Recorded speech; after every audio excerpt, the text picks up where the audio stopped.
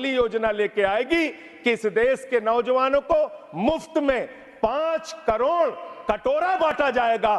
भीख मांगो योजना, भीख मांगो योजना लाने का काम ये लोग करेंगे। आपने चंद पूंजीपतियों का 16 लाख करोड़ रुपए माफ किया। ये इस देश की सच्चाई है। वो लोग हैं जिन्होंने भारत के तत्कालीन राष्ट्रपति श्री रामनाथ कोविंद जी को प्रभु श्री राम के मंदिर के शिलान्यास में नहीं बुलाया। आप वो लोग हैं जिन्होंने मौजूदा राष्ट्रपति श्रीमती द्रौपदी मुर्मू जी को राम मंदिर के उद्घाटन में नहीं बुलाया। आप दलितों से पिछड़ कि कैसा ये हादसा है मेरी जिंदगी के साथ, कैसा ये हादसा है मेरी जिंदगी के साथ, मैं हूं किसी के साथ, मेरा दिल किसी के साथ। My speech sir, thank you. Thank you, thank you. Thank you. The next speaker is Mr. Sanjay Singh. Your time is 12 minutes, Mr. Sanjay Singh. धन्यवाद मान्यवर, आपने बजट पर मुझे बोलने का मौका दिया। मैं अपनी बात शुरू करना चाहूँगा मान्यवर। हमारे कुछ दोस्त जो कभी इधर हुआ करते थे, अब वो उधर चले गए हैं। उनके लिए चंद पंक्तियों से अपनी बात शुरू करूँगा कि कैसा ये हादसा है मेरी जिंदगी के साथ, कैसा ये हादसा है मेरी जिंदगी के साथ, मैं हूं किसी के साथ, मेरा दिल किसी के साथ। तो जो लोग उधर चले गए मान्यवर, उनका दिल हमारे साथ है, भले वो किसी के साथ हो। मान्यवर, इस बजट का बहुत ढोल पीटा जा रहा है कि बड़ा क्रांतिकारी, बड़ा अच्छा बजट, बड़ा विकसित भारत का बजट है। यह बजट क्या है मान्यवर? पूरे देश को पता चलना चाहिए कि भारत माता की सेना रक्षा के लिए जो बजट आता है, उस बजट में कटौती करने का काम किया गया। 9.6% से घटाकर 9.43% किया गया।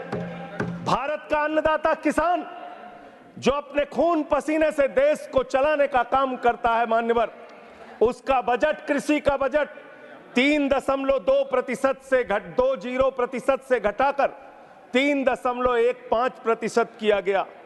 स्वास्थ्य का बजट, हिंदुस्तान 144 करोड़ लोगों का देश है मान्यवर, लेकिन बड़े अफसोस के साथ कहना पड़ रहा है कि स्वास्थ्य का बजट 1.97% से घटाकर 1.85% किया गया। ट्रांसपोर्ट का बजट 11.48% से घटाकर 11.28% किया गया। पेंशन, जहां एक तरफ पुरानी पेंशन की बहाली की मांग हो रही है, लाखों कर्मचारी सड़क पर हैं और मांग करते हैं कि पुरानी पेंशन बहाल किया जाए। इस सरकार ने पेंशन का बजट 5.20% से घटाकर 5.04% करने का काम किया। एनर्जी का बजट 2.10% से घटाकर 1.42% करने का काम किया। वैज्ञानिक विभाग का बजट 0.7% से घटाकर 0.6% करने का काम किया।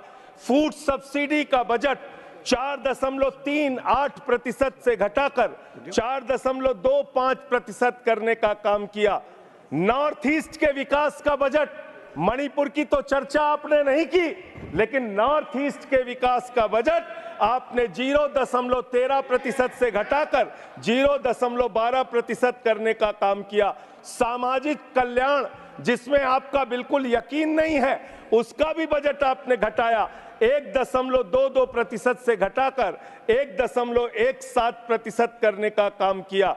आपने फर्टिलाइजर का, खाद का बजट 3.88 से घटाकर 3.4% करने का काम किया और फूड सब्सिडी आपने घटाने का काम किया। ये है आपके विकसित भारत के खोखले बजट की सच्चाई। हर वर्ग को आपने चोट पहुंचाने का काम किया मान्यवर। आप कहते हैं आप दुनिया की 5वीं बड़ी अर्थव्यवस्था है, 5वीं बड़ी अर्थव्यवस्था है। अरे ये तो सच्चाई बताइए कि ये 5वीं बड़ी अर्थव्यवस्था किसके लिए है? आपने चंद पूंजीपतियों का 16 लाख करोड़ रुपए माफ किया। यह इस देश की सच्चाई है। आपने 16 लाख करोड़ रुपए पूंजीपतियों का माफ किया। आपने 14 देश के प्रधानमंत्रियों ने जितना कर्जा लिया उससे दोगुना कर्जा अकेले आपकी सरकार ने लिया। आपने 150 लाख करोड़ रुपए कर्जा लेने का काम किया, देश को कर्ज में डुबाने का काम किया। मान्यवर, बेरोजगारों को उम्मीद थी, 10 साल में आपने कहा था मान्यवर 20 करोड़ नौकरियां देंगे, 20 करोड़ नौकरियां आपने नहीं दी। फिर नौजवानों ने कहा नौकरी दो, नौकरी दो। फिर आपने कहा पकौड़ा तल लो, पकौड़ा तल लो। फिर आपने कहा पान की दुकान लगा लो, पान की दुकान लगा लो। फिर आपने कहा 4 साल की नौकरी कर लो सेना में, 4 साल की नौकरी। मैं मान्यवर आपके माध्यम से भारत के प्रधानमंत्री से बड़ी विनम्रता पूर्वक पूछना चाहता हूं, देश के प्रधानमंत्री को 73 साल की उम्र में तीसरी बार प्रधानमंत्री बनना है, लेकिन किसान का बेटा नौजवान सेना में 4 साल की नौकरी करेगा, यह भेदभाव क्यों है? मैं पूछना चाहता हूं। आज अब मुझे लगता है एक ही योजना बाकी रह गई है मान्यवर, वो योजना है कि हमारी भारत की सरकार, आदरणीय नरेंद्र मोदी जी की सरकार अगली योजना लेके आएगी कि इस देश के नौजवानों को मुफ्त में 5 करोड़ कटोरा बांटा जाएगा। भीख मांगो योजना, भीख मांगो योजना लाने का काम ये लोग करेंगे। मान्यवर, इस देश में आपने अर्थव्यवस्था को लेकर कहा पांचवी बड़ी अर्थव्यवस्था है। वो 5वीं बड़ी अर्थव्यवस्था का लाभ किसको मिल रहा है? आपके चंद पूंजीपति मित्रों को, जिसका 16 लाख करोड़ रुपए आपने माफ किया, जो हजारों करोड़ लूटकर हिंदुस्तान से चले गए। मान्यवर, मैं बड़ी विनम्रता पूर्वक कहना चाहता हूं, मित्रों बड़ी डिलीटेड जी, डिफिकल्टी। ठीक है सर। मान्यवर, मैं बड़ी विनम्रता पूर्वक आपके माध्यम से पूछना चाहता हूं, क्या इस देश की अर्थव्यवस्था में रेहड़ी पटरी वालों का कोई योगदान नहीं? जो 10 करोड़ रेहड़ी पटरी वाले पूरे देश में हैं, उनका कोई योगदान नहीं है क्या मान्यवर? वो भी सरकार को टैक्स भरते हैं। आपकी सरकार उनको भी फूटी आंख से देखना नहीं चाहती। आपने रेहड़ी पटरी वालों को कहा अपने नाम के आगे नेम प्लेट लगाओ, अपने नाम के आगे नेम प्लेट लगाओ। हिंदुओं की, मुसलमान, दलितों के पीछे आदिवासी हो, क्या हो ये बताओ। मैं पूछना चाहता हूं, आपके माध्यम से सरकार के कहना चाहता हूं मान्यवर, अगर नेम प्लेट लगवाना है तो लगवाइए गले में नेम प्लेट।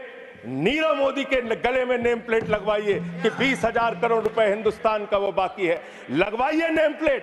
10,000 करोड़ रुपए विजय माल्या हिंदुस्तान का बाकी है, लगवाइए नेम प्लेट गले में।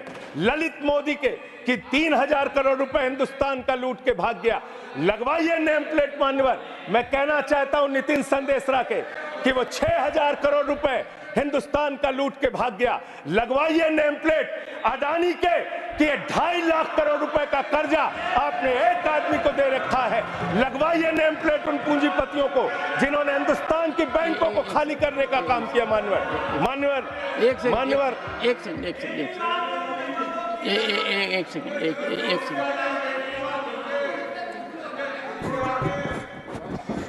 सेकंड।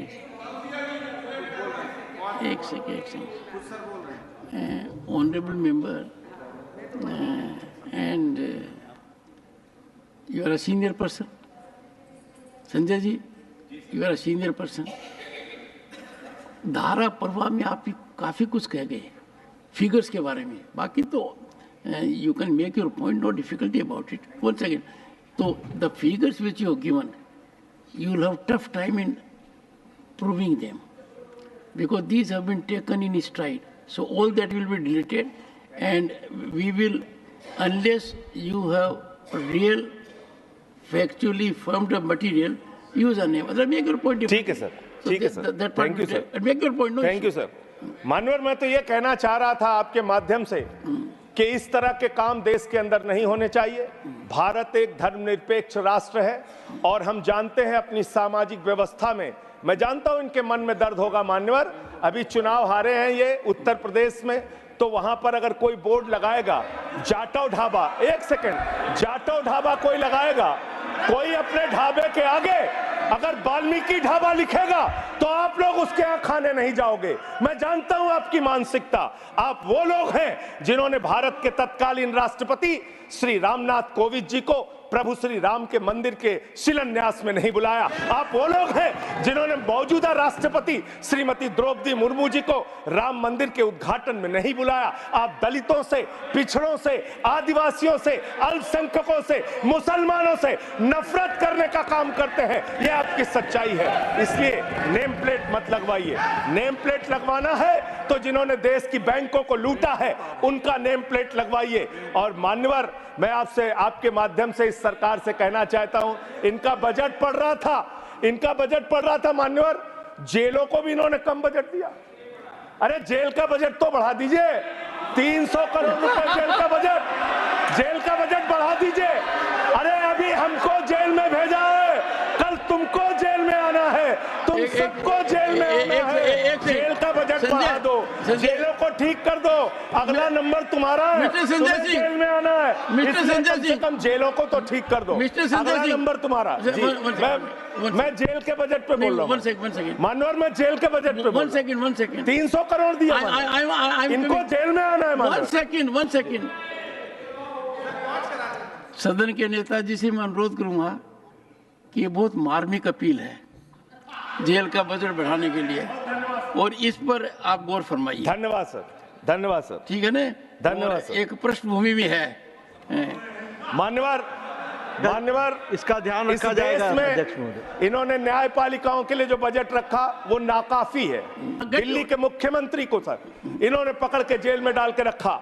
दिल्ली के शिक्षा मंत्री को इन्होंने 2 साल से जेल में रखा।